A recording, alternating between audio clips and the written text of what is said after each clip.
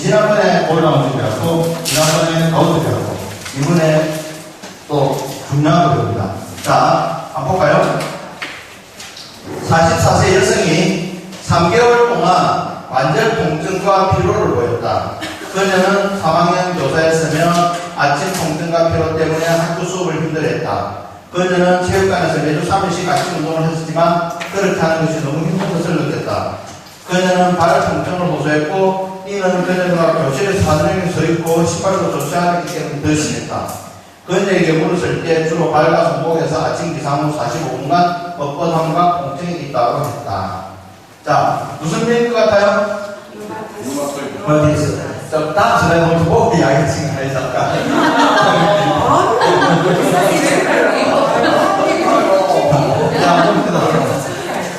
죄송합니다. 마술병가 자, 드시고. 자, 여기 보면 44세 여성이죠. 자, 중년 여성. 연소기 류마티스 관절염도 있습니다. 연소기 류마티스 관절염도 있지만, 일단, 44세 여성, 중년 여성이 3개월 동안 정상 지속 시기가 3개월 이상 되어야 돼요. 정상의 지속 시기가 3개월 이상. 3개월 이상 되면 이게 우리가 만성이라고 그러거든요. 오늘 아침 처음에 손 붓고 아프고 뻣뻣했다. 어제 저희 나무 공부는 모르고 하냐. 류마티스다. 이런 생각하면 안 되겠죠. 그죠? 절대 안 됩니다. 자, 3개월 동안, 3개월 동안. 그 다음, 통증과 피로. 이게 중요합니다. 통증, 피로, 이거 모두 다가 류마티스 관절염의 주전상이에요. 물론, 피로는 뭐, 누구라도 변할 수 있지만. 자, 그 다음에 이제 또 뭐냐면, 아침 운동을 했는데 아프다는 거죠. 그 다음에, 아침 기상 후 45분간 뻣뻣함과 통증이 있다. 자, 45분간 뻣뻣함. 우리가 모닝 스피크니스라고 그래요. 모닝 스피크니스. 아침에 조조 이른 아침, 우리, 인문수에 조조하는, 이른 아침 말고, 이른 아침, 이거 하나, 이거 하나, 조조하니. 아침, 이른 아침이지. 이른 아침 조자. 이른 조자, 아침 조자에서 조조하는. 그러니까 우리가 이제, 모닝 스티프니스라고 그래요. 모닝 스티프니스. 이 뻣뻣함을 말하고요. 이건 아침이죠. 아침에 뻣뻣함을 말하는데 30분 이상 계속돼야 돼요. 30분 이상. 어떤 책을 한 시간 인데 하여튼 30분 이상 좀 아침에 10분 쳤을 때 움직이고 나면 좋아지는 이건 조절한 게 아니에요. 보통 한 30분 이상 계속돼서 뻣뻣하고 움직이기 힘들다 이런 문제예요. 그래서 45분간 뻣뻣함과 움직이 있다고 했다. 그래서 발과 손목에서 아침 이상 오게 됐다. 이런 것들을 가지고 우리가 류마토이드 아스라이티스다 이렇게 진단을 내리죠. 자, 류마토이드 아스라이티스. 이건 한 시간이 되거든요. 이거는 뭐, 좀 책마다 차이가 있습니다. 자, 류마토이드 아스라이티스. 자, 그럼 이거는 류마토이드 관절염인데, 보통 우리는 류마티스 관절염이라고 하죠. 류마티스 관절염. 류마티스니까 류마티스가 아니에요. 다릅니다. 류마티즘. 자, 류마티즘하고 류마토이드하고 다릅니다.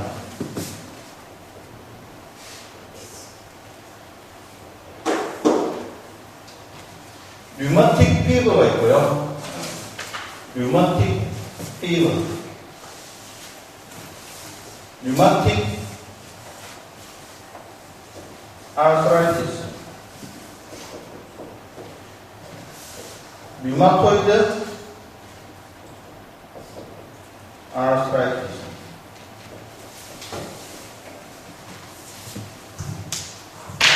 자, 류마틱 피버, 류마틱 아스라이티스, 류마토이드 아스라이티스 다 다릅니다.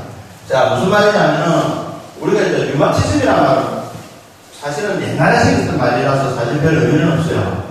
그냥 악액질, 나쁜 성분이 돌아다니는 뭐 이런 뜻입니다.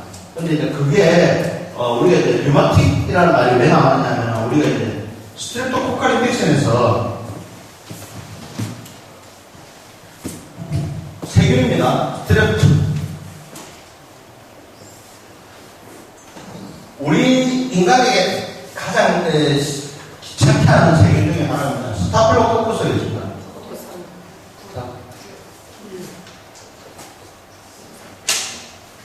이거는 포도상 구균이라고 합니다. 포도상. 포도처럼 동글동글동글 포도상 구균. 동그랗게 코커스 이런 말 구균이라고 합니다. 바실러스. 감균이라는 바실러스. 이거는 원통으로 생겼어요. 근데 이거 동글동글하게 생겼어요. 그래서 바시러스 가면 이거는 강균, 그 다음에 코커스 가면 구균. 그래서 이거는 스트레프토는 연쇄상 구균. 자, 스타필로코쿠스하고 스트레프토코쿠스가 우리 인간에게 아주 귀찮게 하는 세균 두 가지 종류거든요. 자, 근데 이제 스타필로코쿠스는 빼고 스트레프토코쿠스, 위에 스트레프토코쿠스 인펙션이 되었을 때, 스트레프토코쿠스를 세균이 우리 몸에 들어오면 항체가 만들어져요. 라이신 O 하는 거, ASO, 스트랩톨라이신 A, A인가? 뭐, 이런 얘기죠? ASO, 안티스트랩톨라이신 A5인가? 하시면 그런 거예요. 자, 이럴 때 얘랑 마찬가지로 뭐냐면, 스트레프토코쿠스를 죽이기 위한 우리 몸에 생긴 항체예요. 자, 그런데, 우리 몸에서 스트레프토코쿠스가 몸에 들어왔는데, 이 스트레프토코쿠스를 죽이기 위한 항체가 만들어졌는데, 이 항체가요, 나중에는 뭘 하느냐, 우리 몸을 공격을 합니다. 스트레프토코쿠스 연쇄상 구균을 감염이 되었을 때, 이 연쇄상 구균 감염을 항생제를 진행하면, 우리 몸에서 항체가 만들어지기 전에 그 세균이 죽어버리면, 우리 몸에 그 항체가 안 만들어지는데, 그 연쇄상 구균의 감염을 갖다 그냥 그대로 방치해서 우리 몸이 그 연쇄상 구균을 죽이기 위해서 항체를 만들기 시작해서 항체를 만들면 그럼 연쇄상 구균을 죽이겠죠? 죽이는데 문제는 뭐냐면 이 항체는 보통 보면 어떻게 되냐면 우리가 이제 올 소켓이 자물통과 자물쇠의 관계라고 생각하거든요. 예를 들어 이렇습니다. 항체가 어떤 놈이냐면요. 어떤 세균의 모양이 요런 색이다 칩시다. 그러면 요런 걸 죽이려면 항체가 어떻게 생겨야 될지 하면은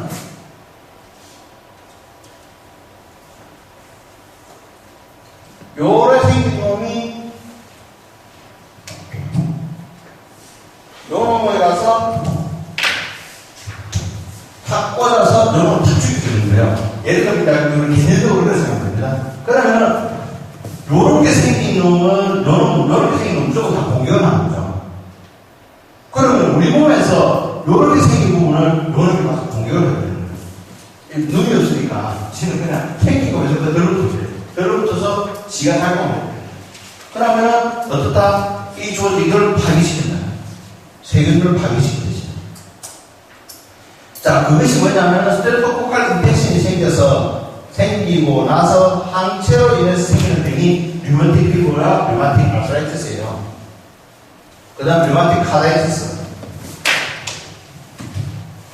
카다이티스, 심근염. 카디아키란 말은 뭐냐면 카다이티스. 카디아키란 말은 심장이라는 뜻이거든요. 그러니까 이 항체가 안티스트레프토코칼 안티바디가 항체가 우리 몸의 심장, 관절 이런 쪽에 자극을 해서 일으키는 게 류마티즘이에요. 실제로 류마틱이라는 거예요. 류마틱 알겠죠? 자, 그러면 류마틱 이거는 뭐냐? 스트레프토코칼 인펙션 이후에 그걸로 인해서 항체가 생겨서 생기는 여러 가지 증상들을 다 포함해서 류마틱 피부라고 통칭해서 말합니다. 류마틱 피부 안에 류마틱 아스라이티스, 류마틱 카다이티스 쫙 있습니다. 신장에도 보면은 신장염에도 보면은요 글로메룰로 네프라이티스 같은 걸 유발할 때 콩팥에도 보면은 스트레프토코칼 인펙션 이후에 생기는 글로메룰로 네프라이티스가 있습니다. 그것도 내랑 마찬가지로 똑같이 이 스트레프토코커스가 우리 몸에 고른적으로 문제를 일으키는 거죠. 요놈이 죽고 나도 우리 몸에서 생기는 항체가 우리 몸에 있는 다른 거를 우리 몸이라고 잡아먹는 거죠. 자, 그래서 이런 것들이 사실은 류마틱, 그래서 류마티스라는 말을 씁니다. 그럼 이거는 뭐냐? 이거 오이드거든, 오이드는 뭐냐면 류마티스가 아니고 류마티스처럼 닮은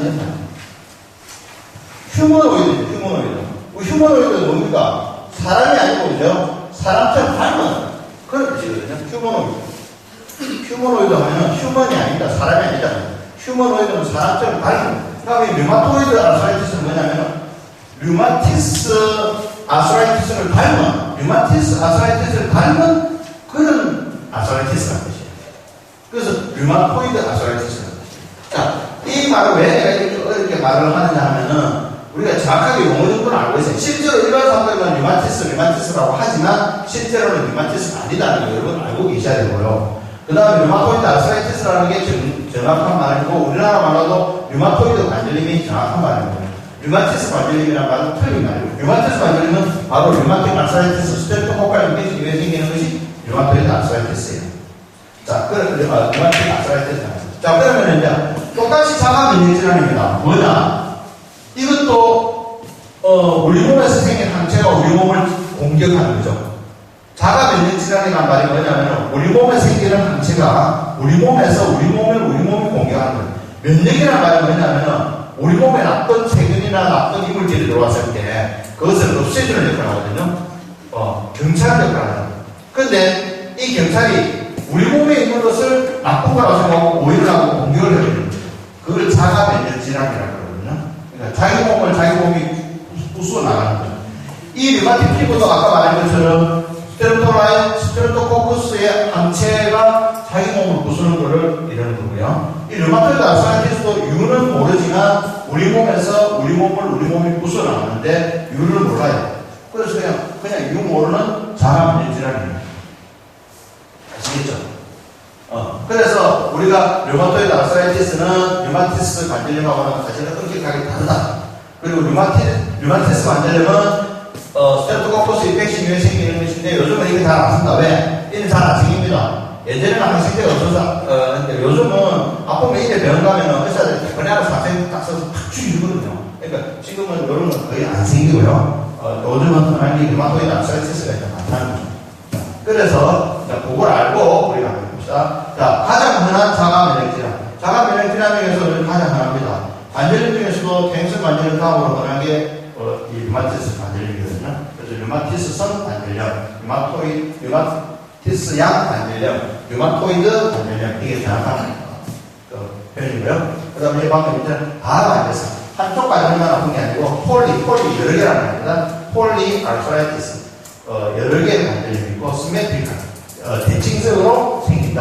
그러니까 오른쪽에서 같이 생기는 거죠.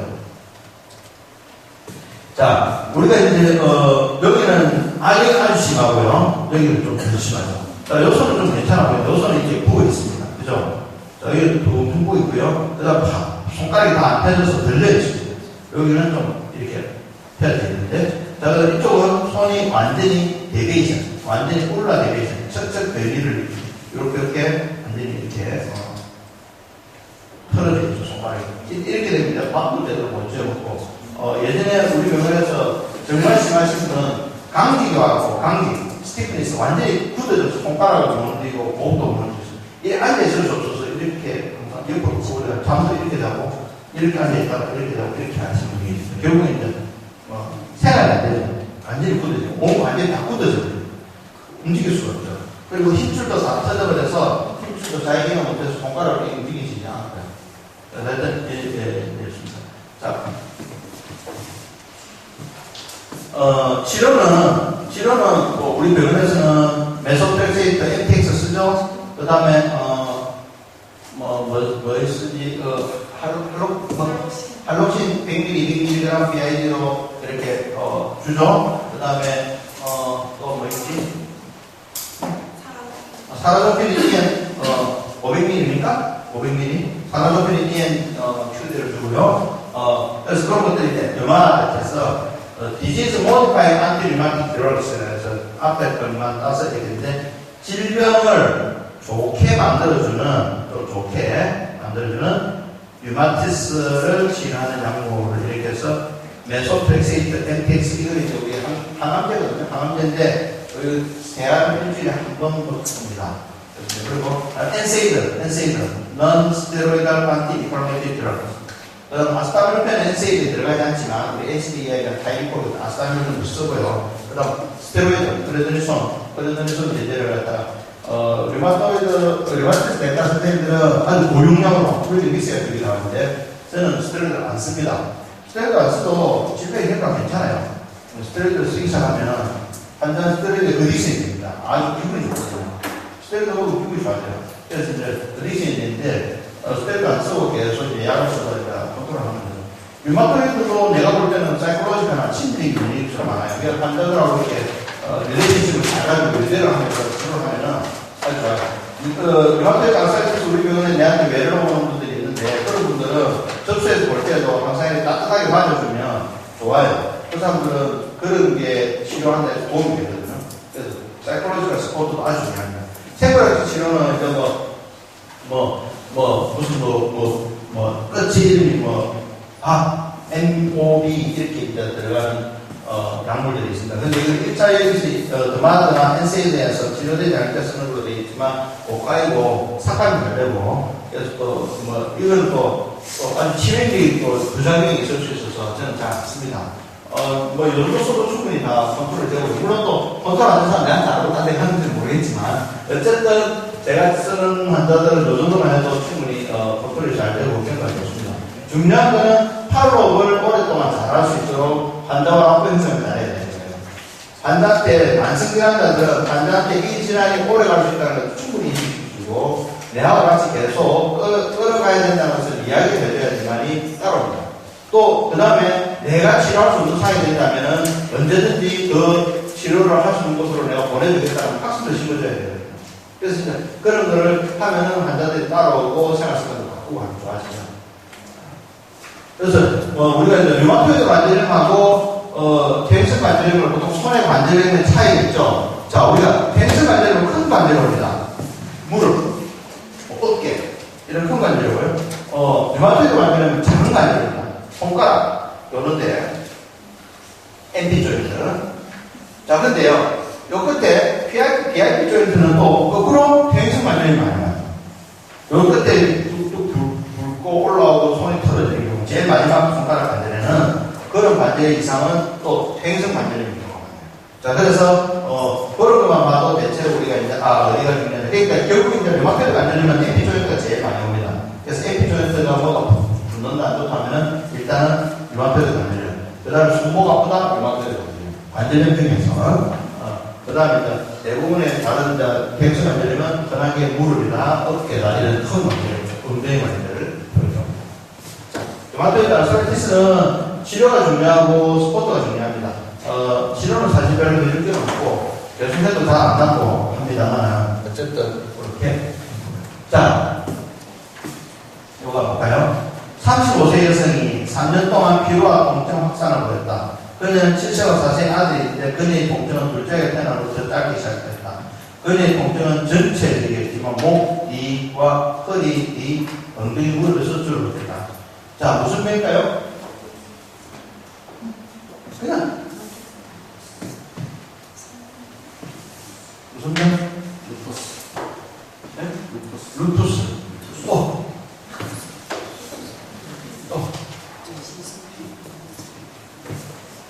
그냥 대충 자, 보세요. 파이브로마이알지아. 파이브로마이알지아 복합통증 증후군, 그 다음에 하여튼 파이브로마이알지아, 그 다음에 우리 갑자기 생각이 안 나네. 우리 늘 쓰는 말이 있는데 근막 동통 증후군, 마이오페이셜 페인 신드롬. 그거 딱 한마디예요. 그냥 여러분이 딱 통치했습니다. 마이오페이셜 페인 신드롬, 파이브로마이알지아, 오리지널 페인 신드롬, 이런 다 그냥 조직이 경찰까지 연관이 없다. 아픈데 염증 없다. 경찰 없다. 안 나오대. 경찰 없대. 통증 원인 모른다. 여성이 생긴다. 그러니까 생긴다. 이러는데 이거 별거 없어요. 그래서 이거 치료는요, 오히려 NSAID를 주거나 근육이완제를 주면 더 나쁘다고 되어 있는 경우도 있어요. 근육인데. 그래서 이제 이런 경우에 사실 물리치료가 좀 유용하고요. 사실은. 그 다음에 중년 여성 30대 여성이나 그 이후의 여성이 꽤 많은데, 그러니까 결혼한 A를 두고 여성이 많은데, 그 여성들 중에 내가 이렇게 보기에는 어느 친구도 있지만 아주 옵세시브한 사람, 깔끔 끄는 여자들 한테 많이 집안이 깔끔 끄는, 일본 못 끄는 사람, 이런 사람들이 이걸 아주 많이 했어요. 깔끔 끄는 사람. 이런 사람은 이거 절대 안 걸려요. 절대 안 걸려요. 대부분 내가 인터뷰를 해보면 그런 사람들 보면 일본 못 견뎌요. 집에 물건 하나 떨어지면 못 참아. 좀 느긋하게 마음을 가지세요. 느긋하게 마음을 가지고 취미생활 하시고 편안하게 생각합니다. 그게 제일 중요해요. 그리고 이제 취미생활 할 때 좀 아까도 이제 활동적 취미생활, 이렇게 움직이는 거, 그 다음에 운동 이런 거를 해서 이렇게 막 동네 아줌마들하고 같이 몰려다니기도 좀 모르고 그렇게 하면 나아요. 그게 중요해요. 그래서 이제 우리가 모든 것을 자꾸 약으로 뭔가 해결하려고 하는데, 실제로 병을 잘 알면 약으로 해결하기보다는 그런 걸 해결하는 게 더 중요합니다. 그리고 약도 필요할 때는 써야 되지만, 그거 말고 다른 방법으로 생활 습관을 변경시키도록 하는 게 더 중요합니다. 여러분들도 병을 자꾸 배우는 이유도 사실 그겁니다. 우리가 그냥 약만 주면은 사실 진짜 원격 진료해도 돼요. 원격 진료해도 되고요. 그 다음에 컴퓨터가 환자봐도 됩니다. 컴퓨터는 감정을 모르잖아요. 그러니까 그 환자를 보면 안 되죠. 그 사람에 대해서 모른단 말이에요. 감정적이에요. 그래서 우리가 이제 이런 발브마이알기아 류디나 페인 신드롬 이런 거는 통증을 모르잖아요. 이런 거는 우리가 시민성이라고 그러거든요. 시민성. 마음의 소모병이다. 이렇게 보죠. 실제로. 우리가 이제 정신과적으로도 이런 게 있습니다. 마음과 이 육체가 같이 연결되어 있거든요. 마음이 안 좋을 때 통증을 유발합니다. 그런 게 있어요. 소마토폼 디소더도 있고요. 그 다음에 그런 게 있는데, 정신과적인 용어지만 지금은 어떻게 그런 용어를 쓰는지 모르겠는데, 그런 식으로 해서 자기의 마음이 육체적으로 나타나는 것도 있고요. 그 다음에 어떤 생활 습관이라든지 어떤 심리적 스트레스라든지 마음 상태가 육체적으로 문제를 야기할 수 있어요. 그래서 이런 사람들은 여러분들 특히나 M791 만지는 좋아하는 M791 근통 아니면 근막통통 좋은 거 이렇게 되어 있습니다. M791이거든요. 그래서 그런 것들은 보면은 접수에서도 아주 이렇게 접수하고 또 이건 환자들 때도 그렇게 해주고 하면은 환자들이 아주 빨리 좋아질 거라고 봅니다. 자, 이거는 아픈 통증 부위입니다. 주로 큰 부위입니다. 체감 부위 좀 많이 생겨요. 체감 부위 많이 생기고, 이렇게, 이런 부위에 많이 아프다 그러죠. 근데 한 군데만 아니고 여러 군데만 아프다 그럽니다. 그래서 이렇게 누르면요, 딱딱하게, 보통 우리 물리치료실에 되는 거죠. 딱딱하게 굳어져 있다는 거죠. 이렇게 누르면, 하고 힘을 쭉 뺍니다. 이렇게 꼭꼭 눌려보면. 그래서 이제, 이렇게, 확인을 하죠. 치료, 통증 조절, 그 다음에 정상 수면 패턴이고, 공전하고 인기분명의 치료. 그렇죠? 마음. 그래서 이제 이거는 마음을 잘 해줘야 된다. 이렇게 스테로이드, 이제. 자, 우리가 약물 주로 내가 이렇게 세 가지를 다 적어놨죠? 실제로 이제 우리가, 여러분들도 지금 우리 신가님하고, 이가님이 인젝을 하죠? 인젝을 하는데, 나도 옛날에는 이제 인젝을 다 했는데 요즘은 안 하거든요. 왜 안 하냐면, 나는 왜 안 하냐면, 사실은 이게 하면 좋은 것도 있지만, 내가 하면, 그게 이제, 여기서 돈을 많이 받아야 되는데, 돈을 많이 받고 나서 안 나오면, 혹시 미안해지는 거예요. 그래서, 난 안 해요. 그래서 사실 나는 이제 예전에 INS가 있거든요. INS도 하고, 다 했어요. 다 했는데, 우리가 이제, 여러분, 요거는 알아두셔야 돼요. 우리가 이제 우리 병원에서도 주사를 놓고, 다른 데 주사를 놓잖아요. 자, 그러면 주사를 뭘 놨느냐를 우리가 알아야 되거든요. 그냥 다 주사가 아니다, 이거죠. 통증주사가 다 통증주사가 아니다. 자, 그럼 통증주사가 스테로이드 통증주사도 있고요. 트리그포인트 인젝트하는 것도 있어요. 프로론도 있습니다. 크게 나오면 이거죠. 실제로 이거는 아무도 안 주는 걸 수도 있어요. 트리그포인트 인젝이라는 말은 뭐냐면요. 통증 유발하는 점에다가 우리가 주사바늘을 쑤셔서 근육을 풀어주는 기법이에요. 실제로는. 아무것도 약을 안 줘요. 근데 이제 보통 이제 또 통증을 제거해서 리도카인을 섞어 쓰긴 합니다. 그 다음에 프롤로소라피는 가장 기본적인 게 뭐냐면은 덱스트로즈를 들어가요. 덱스트로즈가 들어가면 그 들어간 부분에 두꺼워집니다.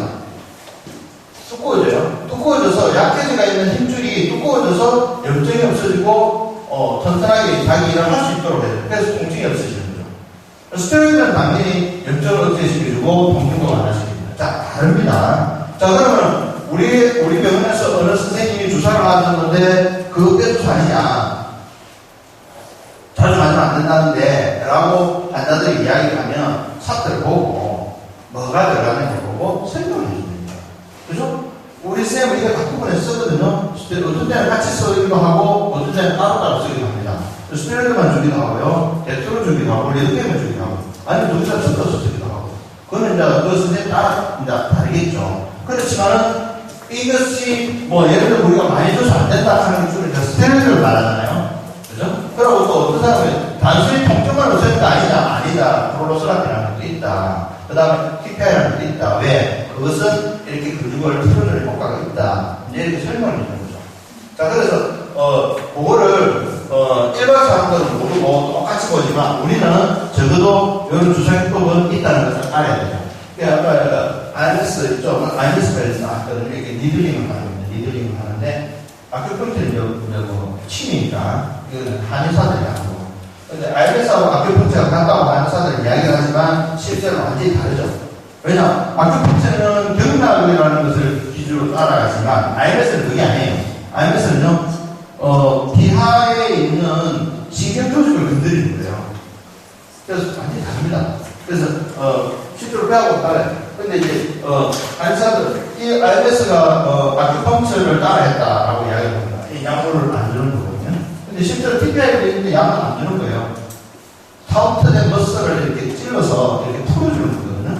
근데 이제 그냥 풀어주기가 뭐 하니까 노말 살라를 주거나 아니면 뭐 이렇게 같이 섞어주거나 해서 좀 통증도 유발 없애주는 그런 것을 하는 데지만 실제로는 다르다.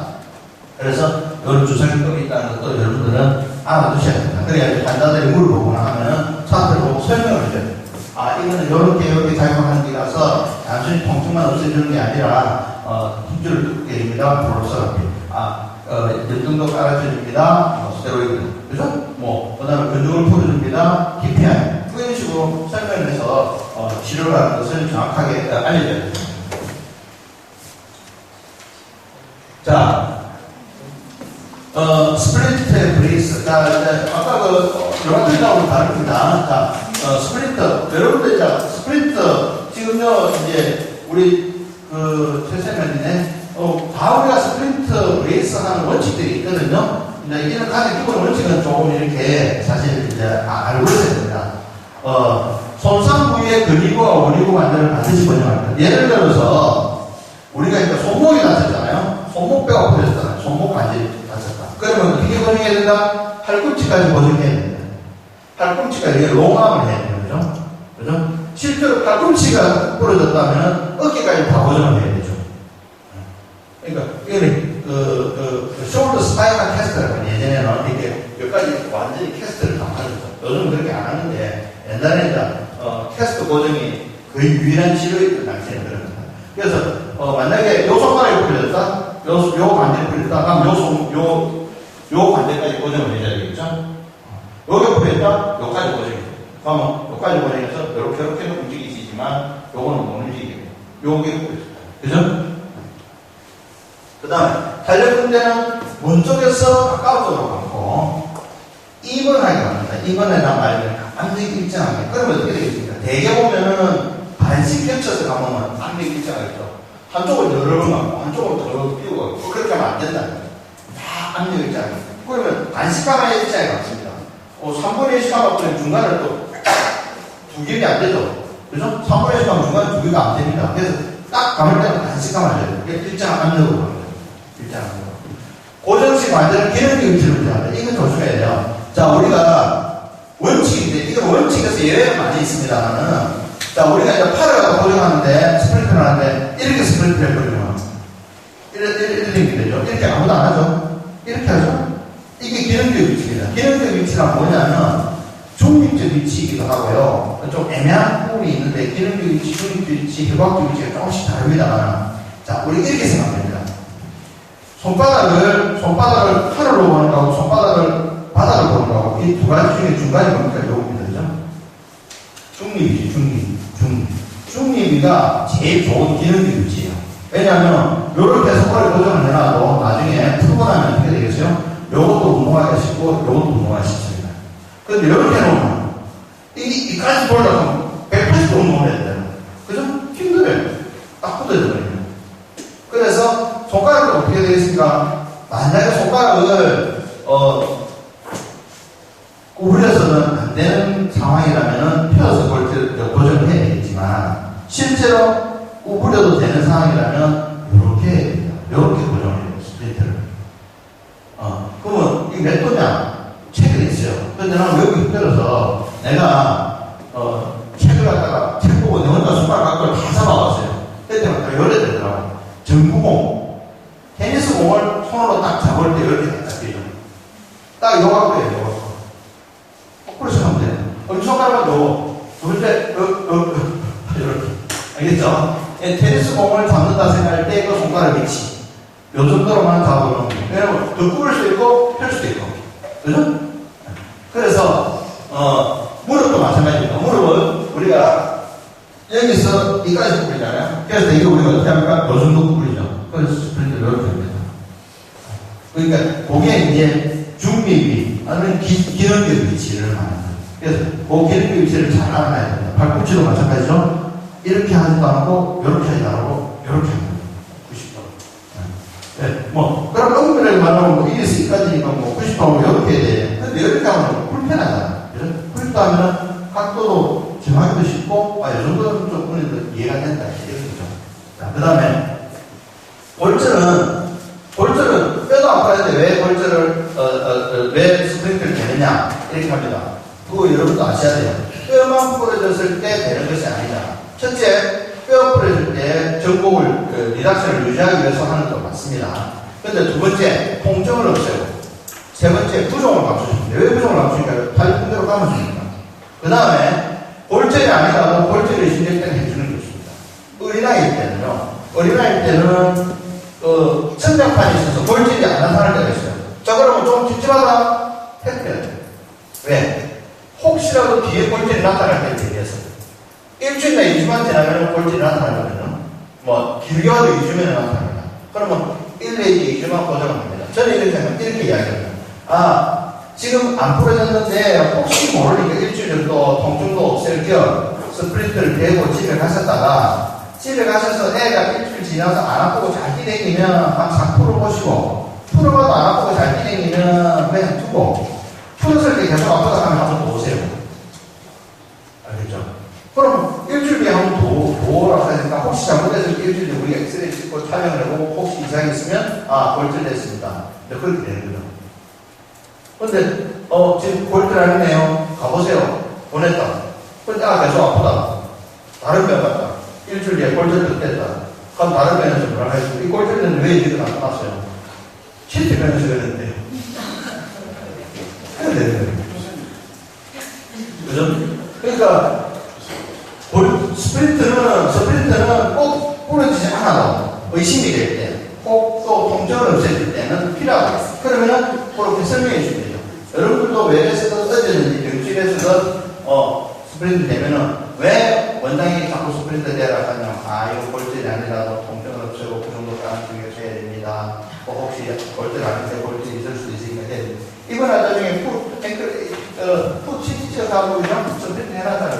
그 풋을 골절 없지만 합니다. 네. 보호하기 위해서. 아시겠죠? 스프린트 원칙입니다. 꼭 잊어버리지 말아주시기 바랍니다. 암슬링. 옛날 클릭인데 요즘에는 아시죠? 얘는 노자체 펠로 숄더 리모빌리티. 말은 있죠? 우리 병원에 사이죠? 이게 좀 느슨하게 보이는데, 우리 병원 숄더 아소스코바만 하는 거, 우리나라 어닥션이 뭐냐면, 에비닥션. 어닥션은, 어닥션.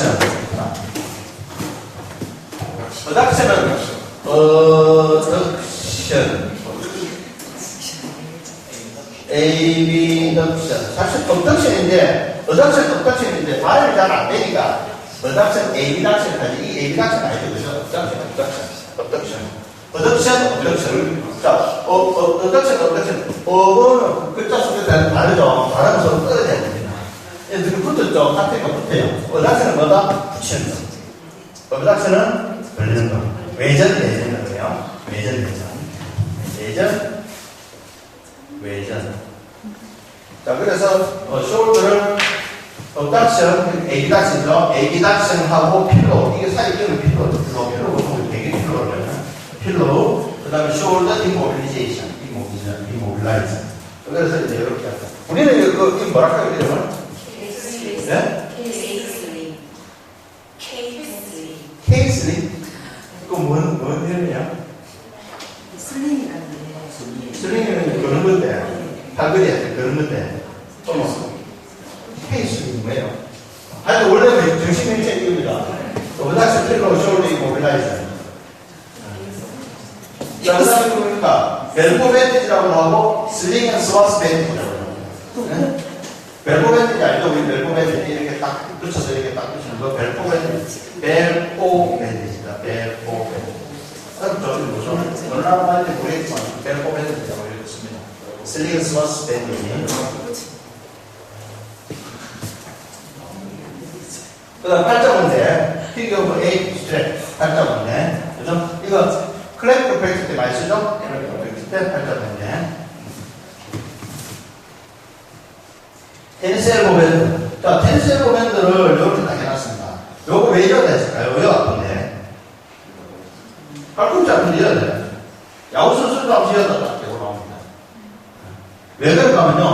테니스 엘보는 우리가 팔꿈치를 이렇게 들 때, 근육이 옆에 붙는 부분에 외상과의 힘줄이 붙는 부분에 염증이 생기는 거거든요. 그럼 우리가 자꾸 이렇게 들게 되면, 이렇게 치게 되면 자꾸 일을 한단 말이죠. 일을 하니까 어떻게 되죠? 자꾸 아프단 말이죠.